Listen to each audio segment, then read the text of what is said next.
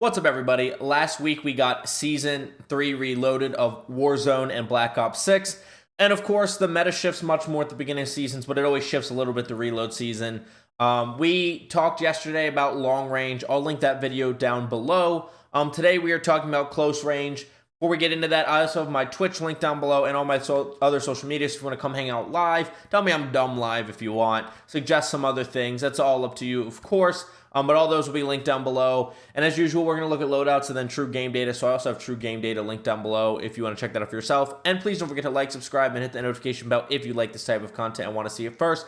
And comment down below what you think of my loadouts, my attachments, my rankings, whatever. Comment down below. But without further ado, let's go look at the loadouts. Okay, and starting off at number 5 is a popular one, the SOG, the SAUG, however you want to say it.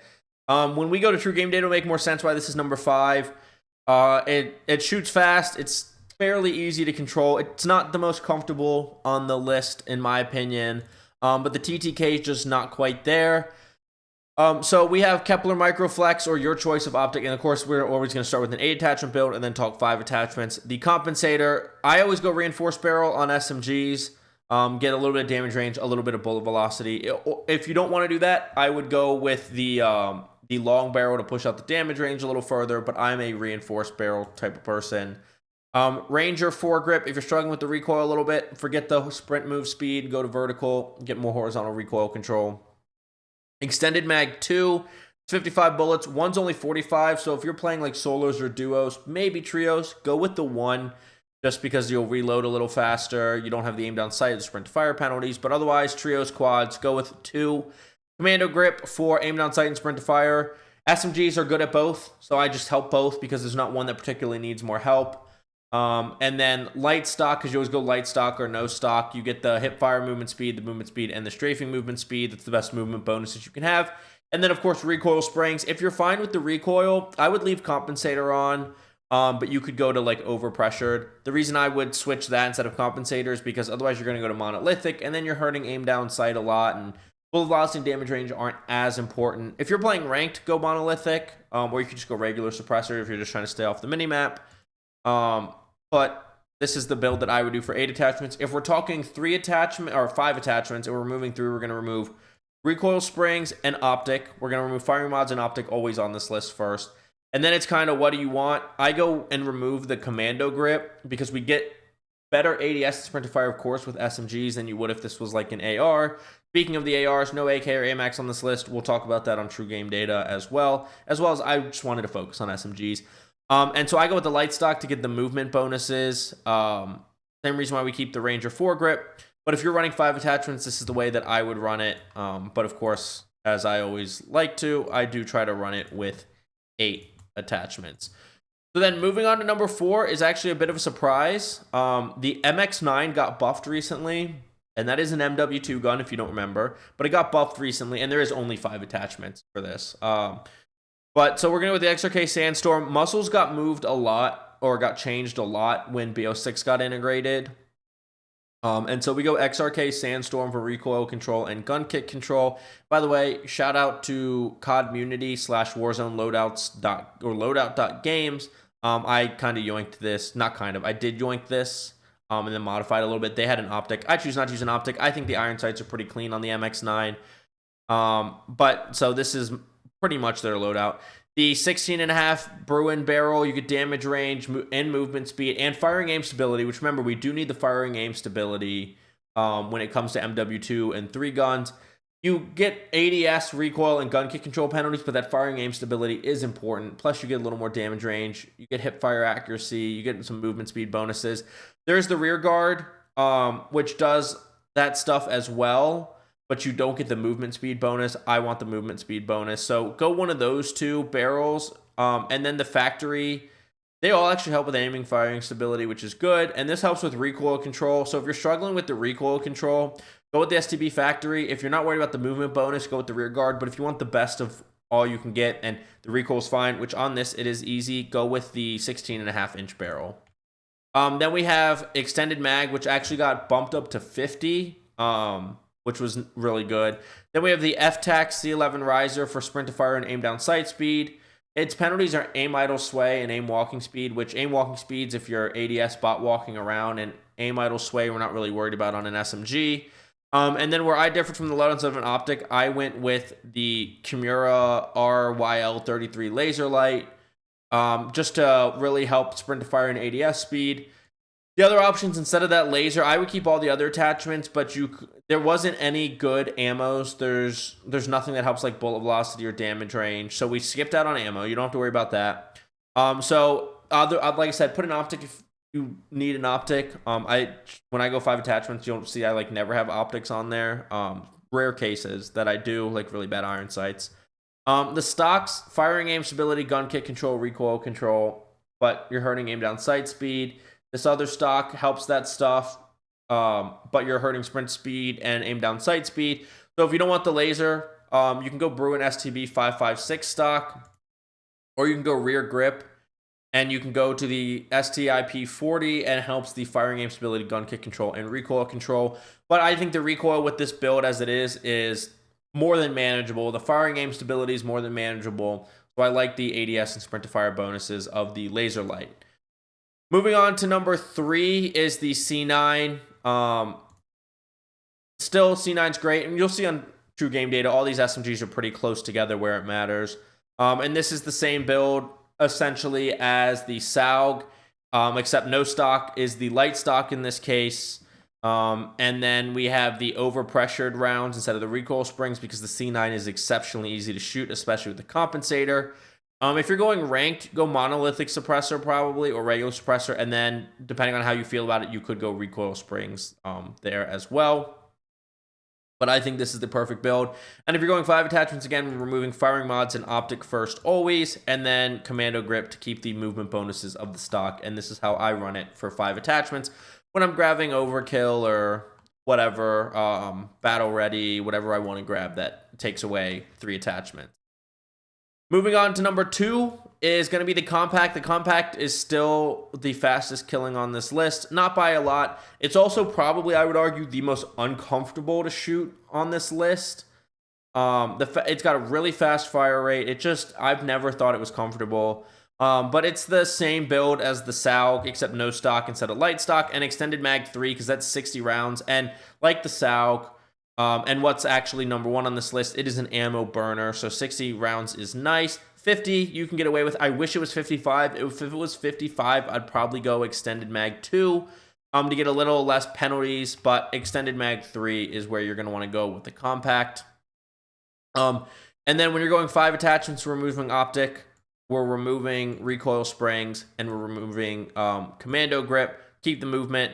And then honestly, with this gun, for comfortability, I would probably go to vertical foregrip for 5 attachments. But play around with it if you're running 5 attachments between Ranger and vertical foregrip, because both help vertical recoil control, but the Ranger gives you more movement speed. And so overall, I do like the Ranger more, especially on the 8 attachment build when I can use recoil springs. Moving on to number 1 is the new Ladra. I believe it's pronounced Ladra, whatever it is. And it's the same build as the compact. I need to go finish getting headshots on it. I know nobody cares about this. What do I need? I still need to do 20 more. I just have not had the time. But it's the same build. I don't know why the CHF barrel's on it. I don't know. I didn't put that on there, and it got like reverted to it. It's reinforced barrel. Compensator, reinforced barrel. Oh, it's because I was doing the headshots in multiplayer earlier today. Reinforced Ranger, foregrip. And I use like I said, I always use the Ranger. If you're going to go 5 attachments, I don't think this one's as bad as the compact, but I remove recoil springs, commando grip, and optic, and I leave it as the Ranger instead of the vertical foregrip. I don't think you need to go to vertical on any of them, but I don't think you need to on the Ladra. But the Ladra is the best it doesn't have the best overall TTK on this list, but it has the best combination of TTK and feel and mobility. And it is your number 1 SMG right now. You know, you can use the AMAX or the AK, but I'm keeping those for sniper support. When I run AR, I'm running an SMG, and the Ladra is the best SMG. So just to go over the loadouts again, 5 is the SAUG, 4 is the MX9, which, reminder, you can't use the MX9 in ranked. 3 is the C9, 2 is the compact, and number 1 is the new Ladra. So that's the top 5. If you're just here for loadouts, once again, thank you so much for watching. Please don't forget to like, subscribe, hit the notification bell, and comment your thoughts down below. For the rest of us, we're going to go over to True Game Data. All right, and we're over in True Game Data, and you can see I actually have the full loadouts for everything except the AMAX and the AK, because we're going to ignore those pretty shortly. But for all the SMGs, we have the full loadouts. Except the Ladra is missing recoil springs, which doesn't really affect it, right? Like, not when we're talking about True Game Data stuff. So we switched to combination. Because we're looking at SMGs, we're going to go ahead and end this graph at 30 meters, which, by the way, the AMAX and the AK don't drop off until after. And you're looking at this chart, and you're like, well, what do you mean you don't want to include the AMAX and the AK? Well, first of all, I don't like running double AR, so I use them exclusively as sniper support, as I mentioned. But when you go ADS time, they're the worst where SMGs really matter. And then when you go to sprint to fire, they get even worse. And so if you're playing aggressively, which if you're not, you're probably sniping, so go ahead and run the AK and the AMAX. That's what I do. But when you're talking about playing an SMG style playstyle, you're going to be a little more aggressive. You're going to be sprinting into places more. You're going to be caught off guard more because you're playing more aggressive. So that sprint to fire and that ADS do, in fact, matter. And so because of that, that's why the AMAX and the AK are on this list, especially because I wanted to keep it to 5. So we'll go ahead and take those off.